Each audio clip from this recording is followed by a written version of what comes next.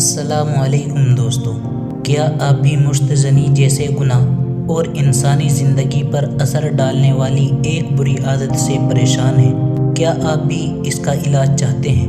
تو آئیے آپ کو 10 ایسے عمل بتائے جن کو کر کے آپ اپنی اس عادت کو چھڑا سکتے ہیں۔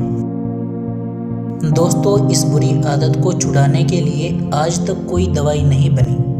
اگر آپ گوگل پر بھی سرچ کرو گے وہ بھی اس کی دوا بتانے سے انکار کر دے گا، لیکن اللہ تعالیٰ کا احسان ہے کہ اللہ تعالیٰ نے اسلام کے اندر ایسی عادتیں چھڑانے کا طریقہ رکھا ہے۔ تو آئیے جانتے ہیں 10 ایسی عادتوں کو جن سے اس بری عادت کو چھڑانا ممکن ہے۔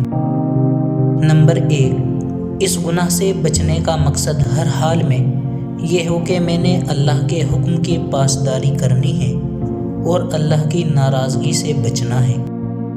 نمبر 2، اس بیماری کو جڑ سے اکھاڑ پھینکنے کے لیے رسول اللہ صلی اللہ علیہ وسلم کی وصیت پر عمل کرے اور شادی کر لے۔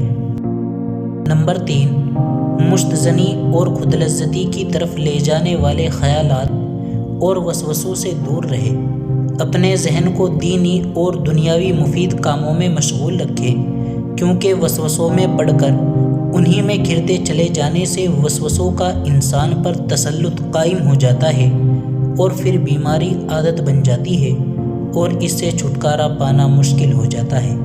نمبر 4، نظروں کی حفاظت کرے، کیونکہ گندی تصاویر یا ویڈیوز دیکھنے سے شہوت بھڑکتی ہے اور انسان حرام کام پر آمادہ ہو جاتا ہے۔ اس لیے اللہ تعالیٰ کا فرمان ہے کہ آپ مومنوں سے کہہ دیجئے کہ وہ اپنی نظروں کو جھکا کر رکھے، مختلف قسم کی عبادات میں مصروف رہے اور گناہ کے لیے فرصت ہی نہ چھوڑے۔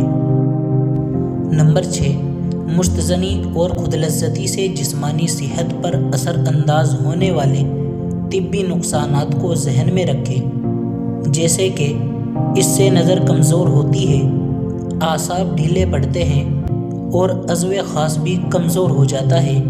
اسی طرح کمر کا درد شروع ہو جاتا ہے، یا اسی طرح کے دیگر نقصانات جو اہل طب بیان کرتے ہیں، ان سب کو ذہن نشین رکھے۔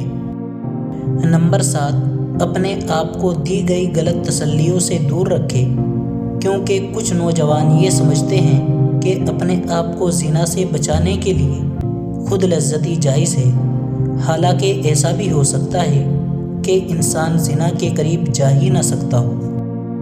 پختہ ارادہ اور عزم مصمم ہر وقت ساتھ ہو، اور یہ ہے کہ اپنے آپ کو شیطان کے سامنے ڈھیر مت کرے، تنہائی سے بچے، مثلاً رات کو اکیلے مت سوئے۔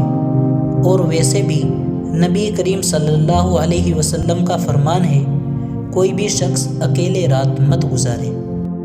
نبی کریم صلی اللہ علیہ وسلم کا تجویز کردہ کارگر علاج اپنائے، یعنی روزے رکھے، کیونکہ روزہ شہوانیت کو ماند کرتا ہے اور جنسی خواہشات کو معتدل بنا دیتا ہے۔ نمبر 10، سوتے وقت سونے کے اذکار کی پابندی کرے، دائیں کروٹ پر سوئے اور منہ کے بل اوندھا مت لیٹے، کیونکہ نبی کریم صلی اللہ علیہ وسلم نے اس طرح لیٹنے سے منع فرمایا ہے۔